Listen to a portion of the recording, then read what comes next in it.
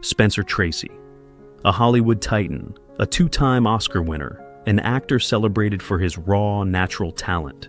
But behind the legendary performances lay a profound family tragedy, one that would shape his life, haunt his career, and unexpectedly inspire a global legacy of hope. Today we're exploring the lives of Spencer Tracy's two children, John and Susie.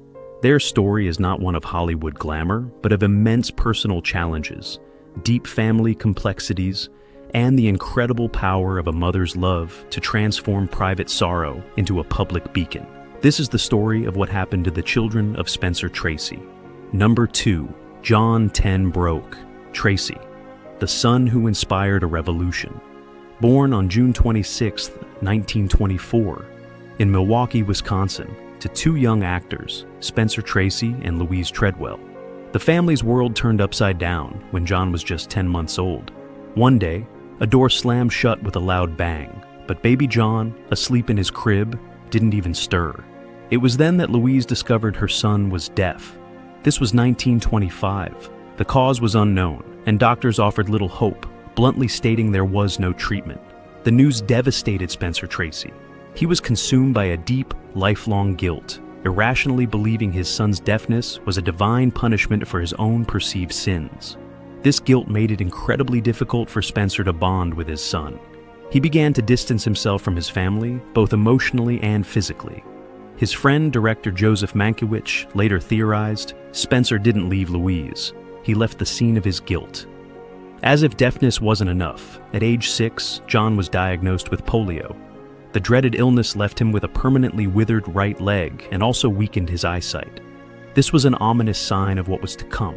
Many years later, John would finally be diagnosed with Usher syndrome, a rare genetic disorder that explained both his congenital deafness and the progressive vision loss that would eventually lead to blindness.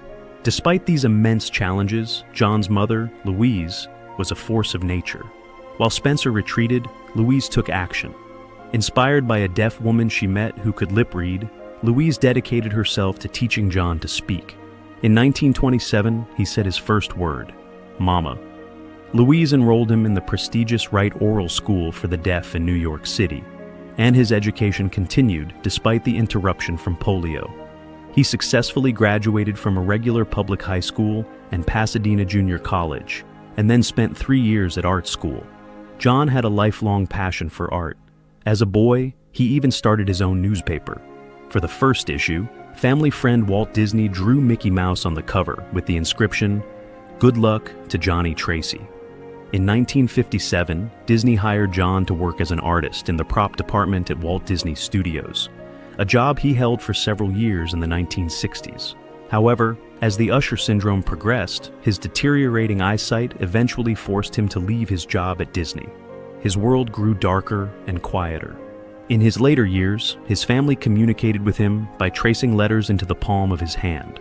John married Nadine Marie Carr in 1958, and they had one son, Joseph Spencer Tracy.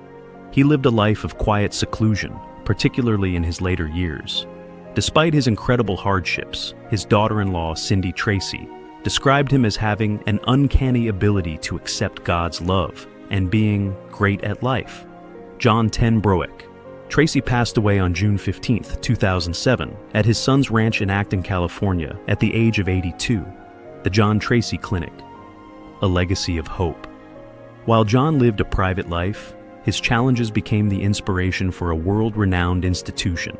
Frustrated by the lack of resources for parents of deaf children, Louise Tracy decided to create her own.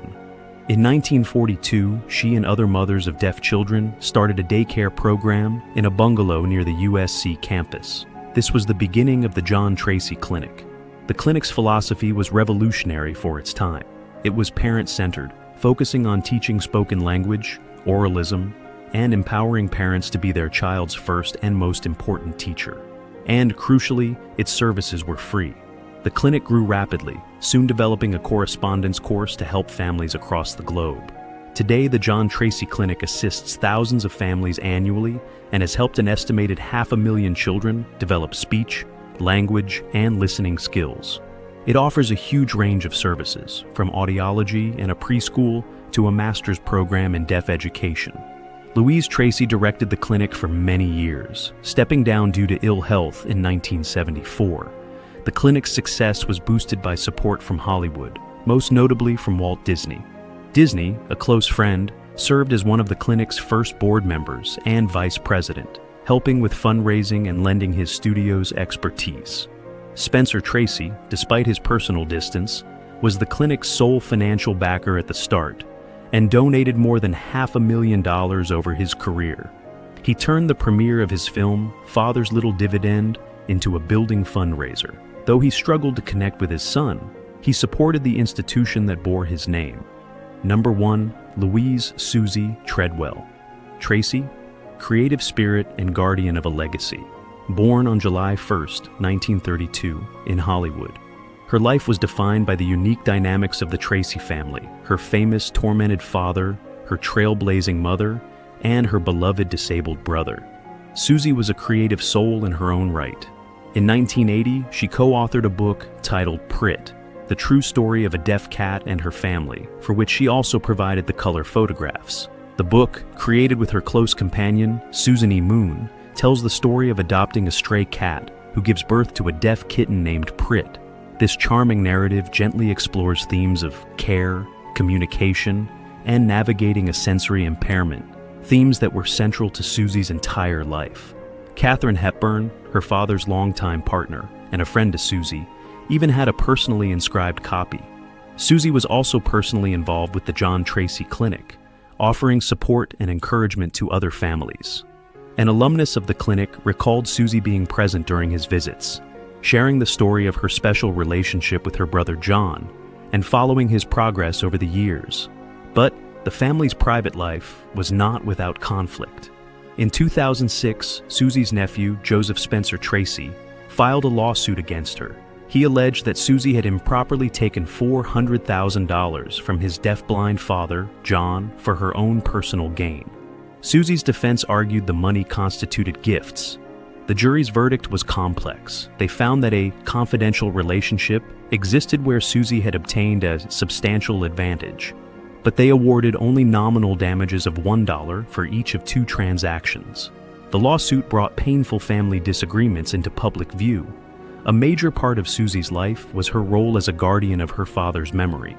She was the program advisor for the 1986 TV documentary, The Spencer Tracy Legacy, a tribute by Katharine Hepburn. Hepburn herself praised Susie for having worked like a dog on the film. Susie also gave her full, open cooperation to biographer James Curtis for his definitive 2011 book, Spencer Tracy, A Life. She granted Curtis access to Spencer's private papers, letters, and records, stating she wanted his story told as thoroughly and as truthfully as possible. She didn't shy away from her father's struggles, including his alcoholism and guilt, ensuring a complete and human portrait of the brilliant but tortured man. Louise Susie Tracy passed away on May 29, 2022, at the age of 89. She was laid to rest in the Tracy family garden at Forest Lawn Memorial Park, alongside her parents and her brother John. The Tracy family story is a powerful reminder of how private sorrow, when met with unwavering dedication, can be transformed into a force for immense and lasting good, a legacy of hope born